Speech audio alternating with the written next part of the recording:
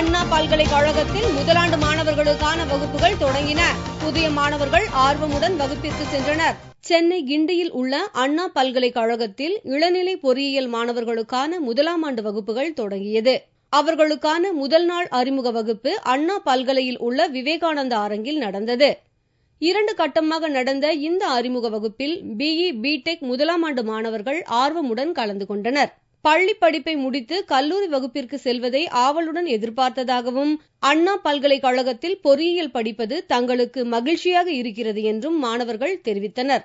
எனக்கு இங்க ஜாயின் பண்ணது ரொம்ப சந்தோஷமா இருக்கு. ஏன்னா இங்க படிச்ச ரொம்ப வேல்யூ, கேம்பஸ் இன்டர்வியூலாம் வரதால எனக்கு இந்த காலேஜ் ரொம்ப பிடிச்சிருக்கு. நல்லா படிச்சு கோல்டு மெடலிஸ்ட் தான் வாங்குவேன் அண்ணா யூனிவர்சிட்டியில. நல்லா இருக்கு, சந்தோஷமா இருக்கு. College life is next phase of life, school லைஃப்க்கு அப்புறம். ஸோ அதனால ஈகராக வெயிட் பண்ணிட்டு இருக்கேன் எப்படி இருக்கும் இந்த 4 years. எஸ்பெஷலி இந்த campus DG campus very prestigious campus.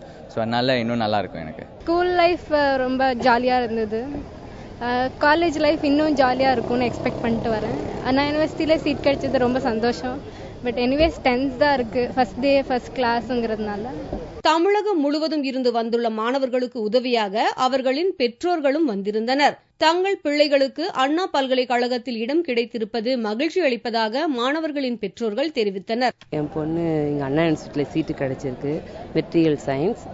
சந்தோஷமா இருக்கு. நல்லா படிச்சு அவ மேலும் மேலும் வரணும்னு நினைக்கிறேன். மை டாட்டர் ஸ்ருதி அண்ணா யூனிவர்சிட்டியில் தான் படிக்கணும்னு விருப்பப்பட்டா. ரொம்ப he was very particular about that. அதனால எங்கள் அண்ணா யூனிவர்சிட்டியில் போடுறதுக்காக வந்திருக்கேன். நான் இப்போ ரொம்ப சந்தோஷமா இருக்கேன்.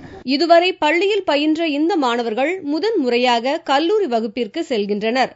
இவர்களுடன் நம் நாட்டின் எதிர்காலமும் பயணிக்கிறது.